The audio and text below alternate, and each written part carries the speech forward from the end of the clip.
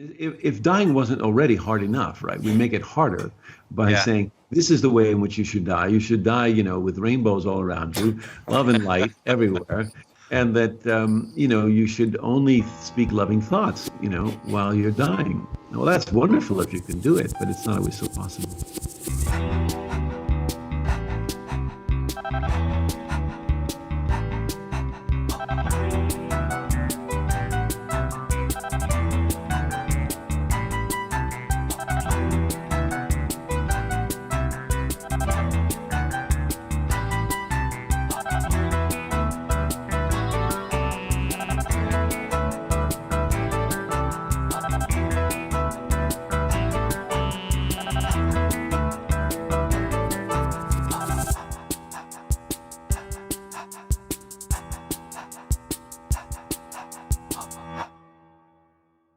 Frank Ostaseski is a Buddhist teacher, international lecturer, and a leading voice in contemplative end-of-life care. In 1987, he co-founded the Zen Hospice Project, the first Buddhist hospice in America. In this episode, Frank talks about how life and death are a package deal, how it's important not to shrink from any part of life, and he gives some tips on how to deal with fear. Frank also talks about how wanting to talk about death helps us in life.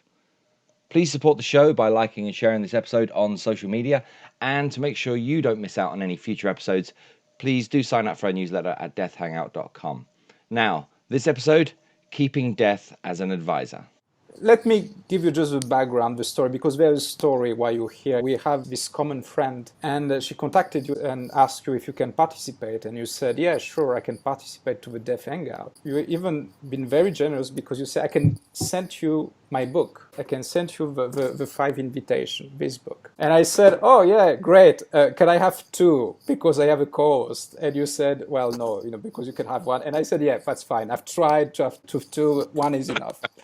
And I have to be very honest with you. I've read lots of books about death. And when I receive your book, and I say, oh, shit, I have so many books I have to read, so I will read this later on. But then I was curious, and I started to read it. And I have to say that, Frank, it's one of the best books that I read about death. Really, sincerely. It's just like, wow, I've cried reading your book. I was inspired. I was just like, shit, there's so many quotes and so many things I would like to discuss with you, but there's one chapter in this book which actually helped me a lot. This chapter is called Welcome Everything, Push Away Nothing. It inspired me so much. Can you just give us a little bit of background about this chapter, and what do you mean by that? To welcome everything and push away nothing, it doesn't mean that we have to like what comes. It doesn't mean that we have to agree with it. It only means that we have to be willing to meet it. If it's on our doorstep, maybe it has something to teach us. That's the first thing. And it kind of confronts us to welcome everything. How do we do that? I think that really what it's about is it kind of confronts our notion of judgment, that we know, first of all, everything that's right for us. I mean, do you know what will wake you up in your life? I don't. So I have to really pay attention to what's there in front of me. There's a story in the book about a beautiful man who was an eminent psychiatrist, and he developed Alzheimer's, and he couldn't no longer remember names or faces. And my friends went to his home for dinner, and they rang the bell, he opened the door, and he looked confused for a period of time. And then he said, I'm sorry, I don't remember anymore. I can't recall your faces, but I know this is my house. And my home has always been a place where people were welcome. So I know that if you're standing on my doorstep, it is my job to invite you in. So please come in. And I mean, suppose we had that kind of relationship with the world. The great African-American writer, James Baldwin, he said there are so many things in life that we must face that we cannot change. But nothing can be changed unless it's faced. So for me, that's the heart of welcome everything, push away nothing. I was facing lots of difficulties and tension in my life when I received this book, right? And I was keep repeating to myself, welcome everything, push away nothing, welcome everything, push away nothing. So it worked for me. But at the same time, you work in an hospice, which means death, which means this suffering. So how can you do that in these circumstances, these tough things that happens to you? Do you welcome even the pain, the sorrow, and all this? I think it's most important there, actually. And again, to welcome doesn't mean that we have to like it or that we don't address it. You know, I'm not encouraging martyrdom. People's pain needs to be well managed and their symptoms need to be adequately controlled. When we're in a fight with reality, we always lose. You know, I was with a group of pediatric palliative care nurses, nurses who take care of children who are dying. And they were struggling. They were having a lot of burnout and exhaustion. And I asked them a simple question. I said, is it all right with you that children die? And they all said no. And I said, well, then you can't help them. I mean, imagine if you're a child and you're dying and everybody is fighting against this experience. No one is willing to be with you, just as you are. Imagine how isolated you would become in such a situation. So to welcome everything and push away nothing, this is really an act of love. This is an act of inviting it all in and seeing what it has to show us. It can't be done as an act of will. It's not possible. We have to do it as an act of love. We mistake this by thinking that welcoming means agreement. And I'm not suggesting that. And that's where we get into problems, you know. My wife is British, you know, and they don't really use the term welcome in England so much. And so when she came to America, I had to teach it to her and show her what it meant. And she said, well, what does it mean? And I stretched my arms way, way out, you know, and I said, this is what it means to welcome. It means no part of you is left out. Every part of you is included. I love that, you know, every part of you, every part of you. And there's a story in this book about your experience in Guatemala with a colonel. And there was a part in you which was this rage, I believe. But maybe you can tell us the story. So how did you welcome everything in you? Before I go into the story, I just want to emphasize that it's a practice. So I have to work at it all the time to welcome everything and push away nothing. But many years ago, I was in Guatemala where wars were raging and the government was taking all the land from the people of Guatemala, most particularly the Mayans. And I came into a small village where there was a tiny clinic being run by fundamentalist Christians. And there in that clinic, there was a young student doctor, wasn't really even a physician, who was manning this clinic. And into the clinic that night came a young boy, about 5 years old, with a severe stomach problem. We think it may have been a ruptured stomach, or we don't know. And it was clear that he needed surgery, or at least better medical care than we could offer in this clinic. And so I went to the colonel who was in charge of that particular village. And earlier that day, he had been showing me all the good things the army was doing for the people of Guatemala. And I thought he certainly won't turn down a gringo, a guy from the States with a press card. And so I knocked on his door, and he opened the door, and I said, there's this child in the clinic, and he's very, very sick, and I think he will die unless we get him to a hospital. Can we fly him in the helicopter? And the man looked at me like I was out of my mind. This colonel looked at me and he said, son indígenas. He said in Spanish, they are indigenous people, as if they were dirt, as if they were less than real, less than human. And he slammed the door. And I went back to that clinic and I worked with that child that night with his mother and father. They didn't speak Spanish, so we gestured back and forth. They spoke mostly Mayan. The mother had this beautiful corn mash brew that she made, a kind of home remedy, and she kept feeding it to the child. And the father thought I was a doctor. I've never felt so helpless in my life, Oliver. But I taught this father how to cradle his son's head so that he wouldn't be thrashing about. And this went on for a long time. And it was a horrible death, absolutely horrible. Tremendous pain, tremendous suffering. And that boy died that night. And the father put him over, wrapped him in a blanket, put him over his shoulder and carried him away. I never saw him again. And I was furious, furious. I felt so much hatred in my heart for this colonel. And I'm very glad, actually, I didn't have access to some kind of weapon. I might have done something horrible. I left there, Guatemala, and came back to the States and worked for many years trying to improve the conditions there and stop the wars in Guatemala. That experience with the colonel is not something, the event is unforgivable. Unforgivable. There is ignorance in the world, and this colonel was demonstrating that. And it was impossible to forgive his actions. And yet, the man was forgivable. The individual was forgivable. So forgiveness isn't about condoning bad actions or unskillful behavior such as this. Forgiveness is really about learning how to set down old pain so it doesn't close our hearts and keep us from opening to the world, rather. I went home, worked, doing political work. And one night I was home in my own house, and I was listening to the radio, and I was listening to the stories about the wars in Central America, and I was just furious. And I started screaming at the radio. And as I did, I saw my own son, who was 2 or 3 years old at the time, cowering in the corner with his hands over his eyes. And I thought, oh, I have to stop the war. Not the war in Guatemala, the war in my own heart. So I began that day. I put a picture of this colonel and the soldiers on my altar, and I began to work every day with forgiveness. And forgiveness is a fierce practice. It's not gentle. It's not nice.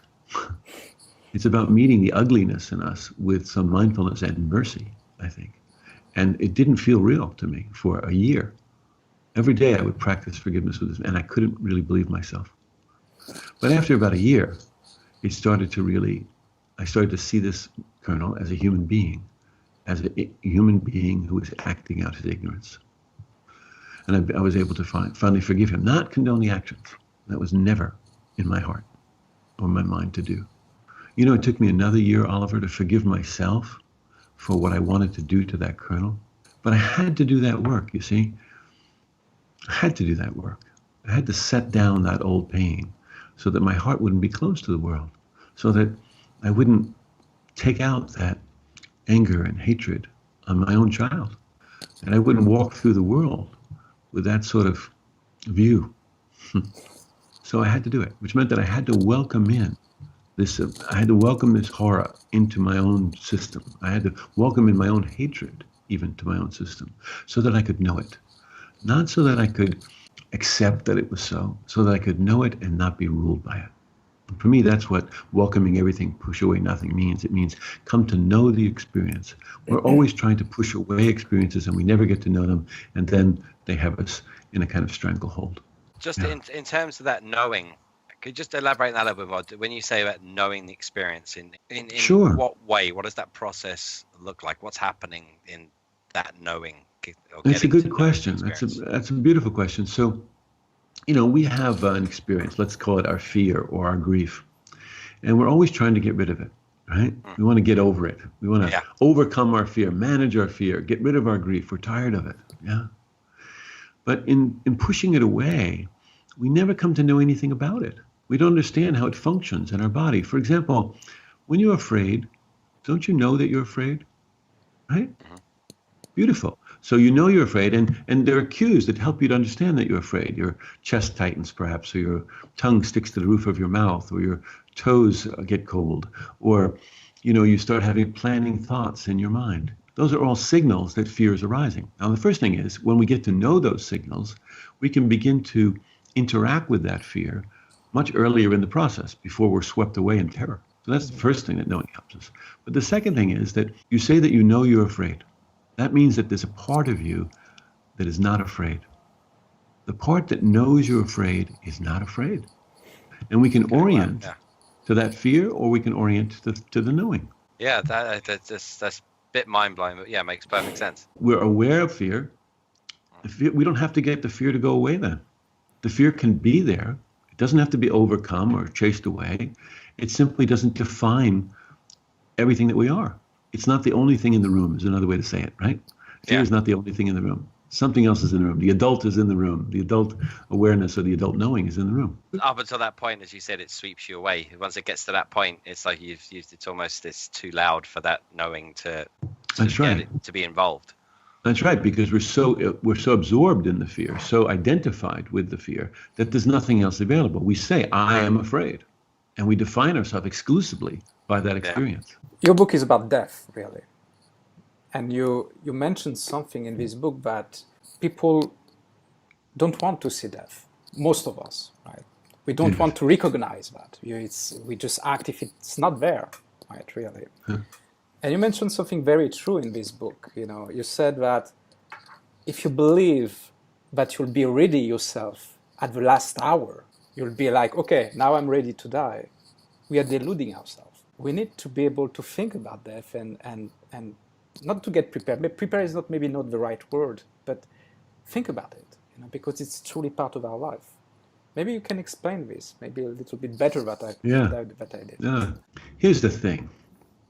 In my view, life and death are a package deal. In other words, they come together. You don't get one without the other. A life that doesn't include death is only half a life.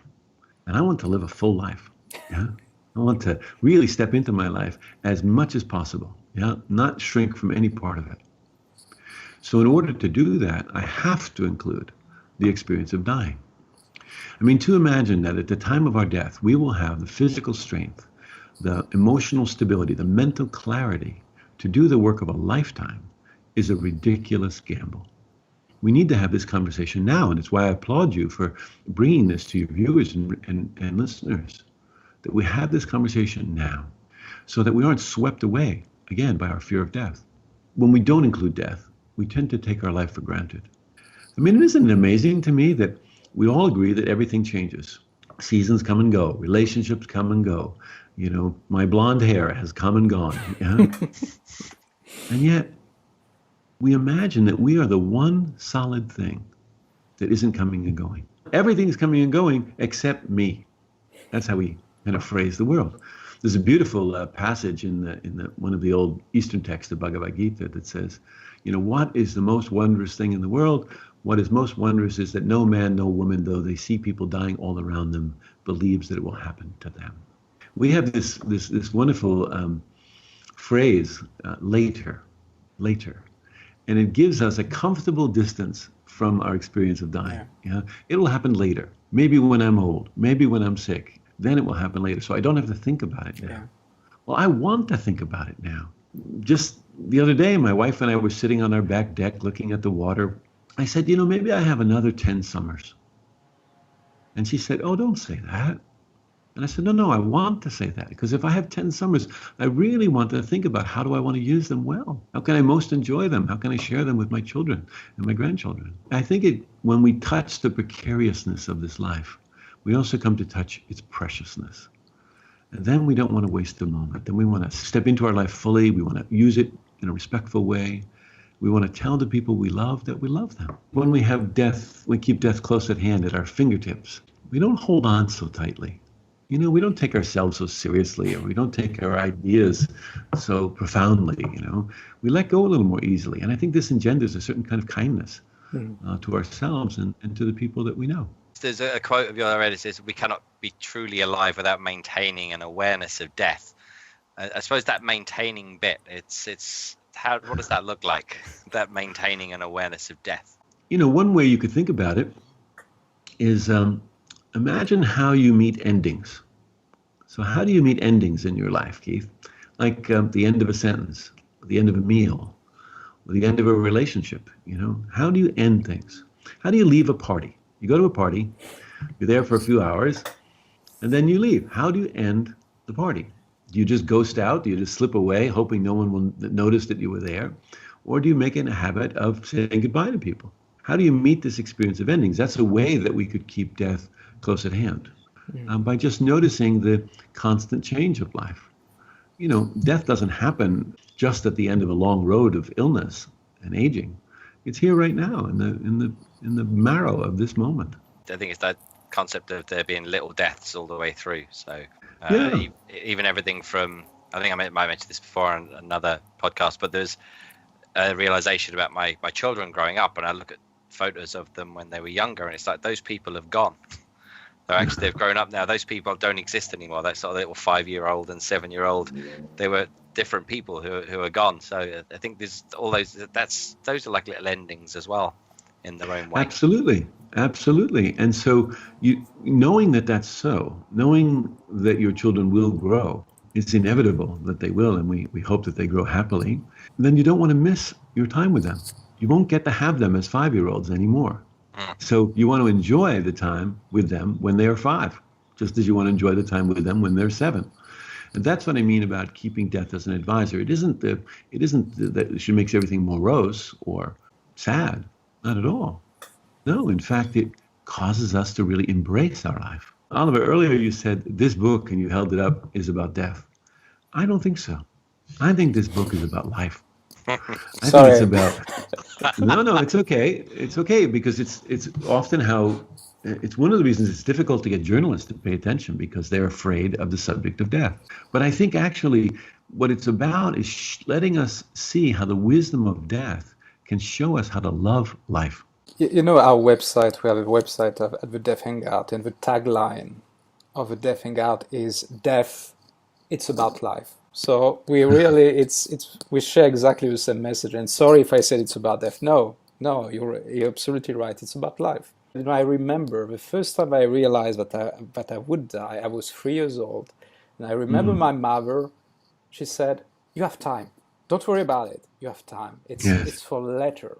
You know, later, as you mentioned. Yes. And I've been to a website who talks about death, and they give exactly the same advice to parents how to talk to children about death, is to say, don't worry about that, it's for later, you have time. We have been brought up or educated with this idea that it's a bad thing, death is a bad thing, and still it's part of us. You said it's part of our life.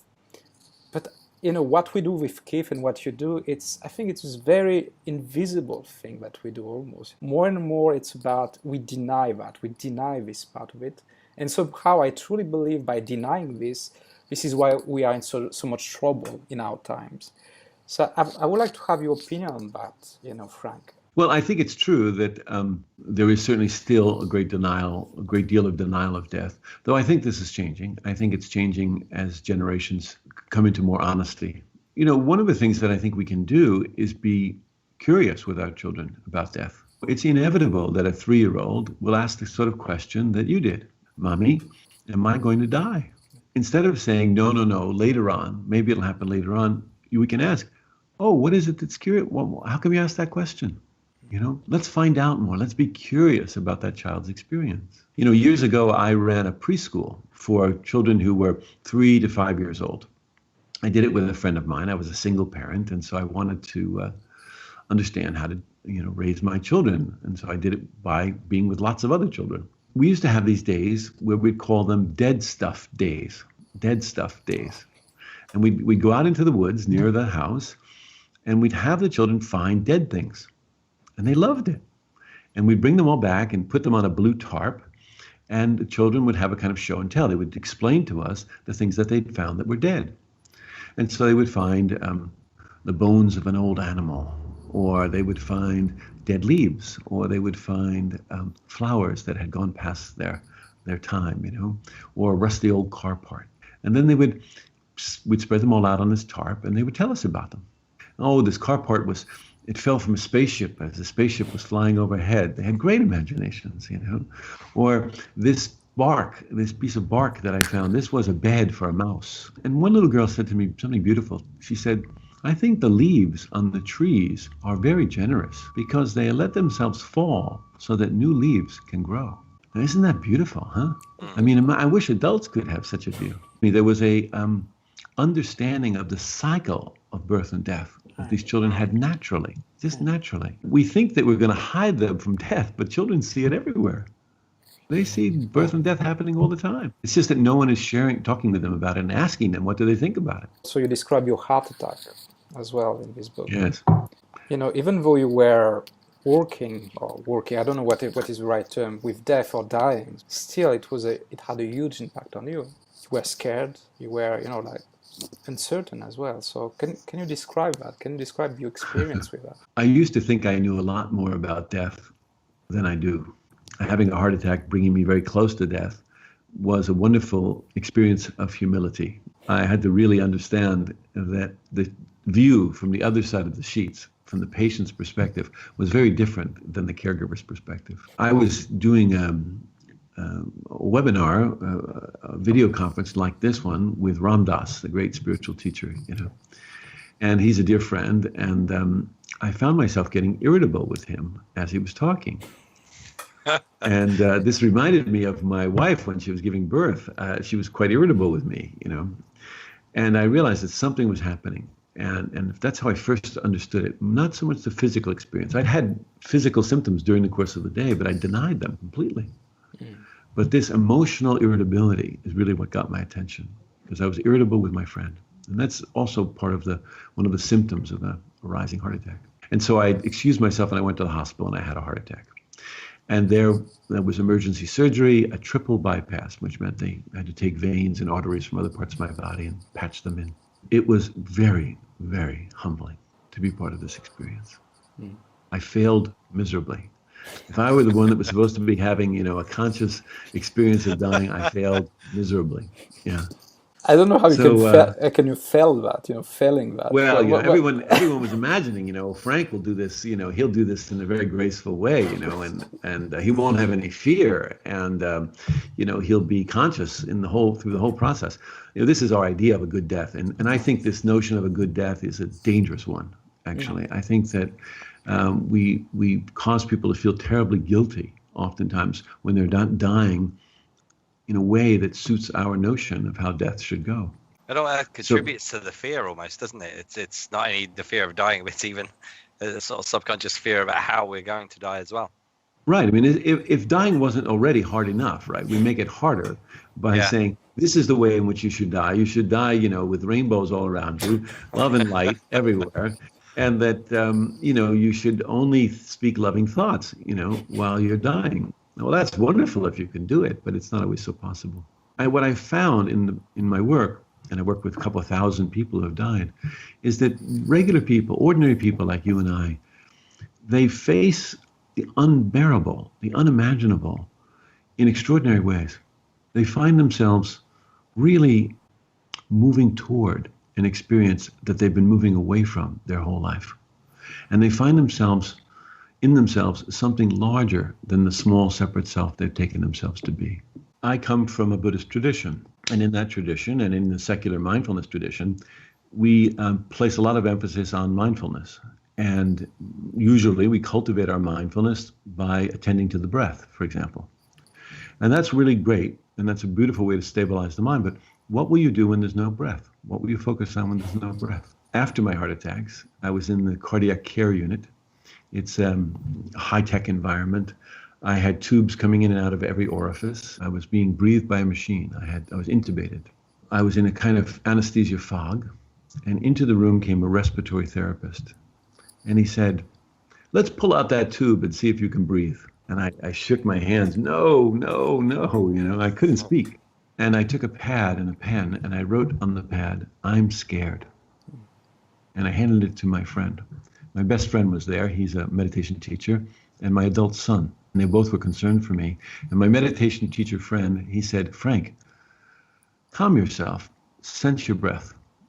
And I went to find my breath, but I couldn't find it because the machine, I couldn't distinguish between the machine's breathing and my own. And so he suggested that I sense my feet. But I couldn't sense my feet because there was this anesthesia fog going on, and I couldn't really feel my body very accurately. And just in that moment, I thought of Suzuki Roshi. Suzuki Roshi was a very famous Zen teacher in America who started the San Francisco Zen Center, where our hospice began. And the night before he was dying, Suzuki Roshi wanted to take a bath. And his wife tried to talk him out of it, but he wouldn't. He was insistent. And so his son picked up his father, the great Suzuki Roshi, and carries him to the bathtub and begins to lower him into the warm bath water. And as he does, Suzuki Roshi becomes terrified. He was afraid he would drown. And his son said to him, Father, calm yourself, stabilize yourself, feel your breath, I'll do it with you. And so the son began to breathe with the father. And after a while, the father was able to stabilize. So back in the hospital, I thought to myself, if Suzuki Roshi can be scared, I can be scared. And so I pulled my friend, the meditation teacher, close to me, and I put my ear just next to his mouth. And I borrowed the rhythm of his breathing to stabilize myself until I was calm again, And then I could signal to the respiratory therapist to take out the tube to see if I could breathe. That's fascinating. It's actually focusing on someone else's breath. That's a fascinating concept. It was just, we have to find out, we understand that we can't open to our fear, we can't open to our grief, we can't open to these very strong mental and emotional states unless we have some stability. Yeah, it'd be too difficult. We'll get swept away. So we have to establish some stability first, not control, but stability. And so I knew that that was the most important thing for me to do. And fortunately, my intuition showed me one way to go about it. So if there's nothing stable in ourselves, look for the closest thing outside that we can connect with. No, in Tibetan Buddhism, there are many kinds of karma, and we don't want to get into that discussion of karma, but there's one karma that's called proximate karma, and it basically means what's in the neighborhood, what's around you as you're going through this particular action, and that what's around you can impact or have an influence over how you meet that situation. So, for example, when someone is dying, if we are family or friends and with them, we can be a calm presence. We can be a stable presence in the room. I teach nurses quite a lot, and I say that their job is to help people move from the bed to the toilet, for example, to the wheelchair. And when they do that, they lend that person their strength of their back, the strength of their arms and legs. We can also lend people the stability of our minds. We can open our hearts in such a way that it might cause them to open their hearts as well. And when we do that, I think we become a true refuge for other people. But we won't be able to do that for another person unless we've looked at these issues prior to that moment, when the fire is not so hot, when we've been willing to look into our own relationship to sickness, to old age, to dying. Then we can be a true, stable presence for others. We hope you enjoyed this week's episode. Again, please support the show by signing up at deathhangout.com or clicking on the subscribe button on your screen.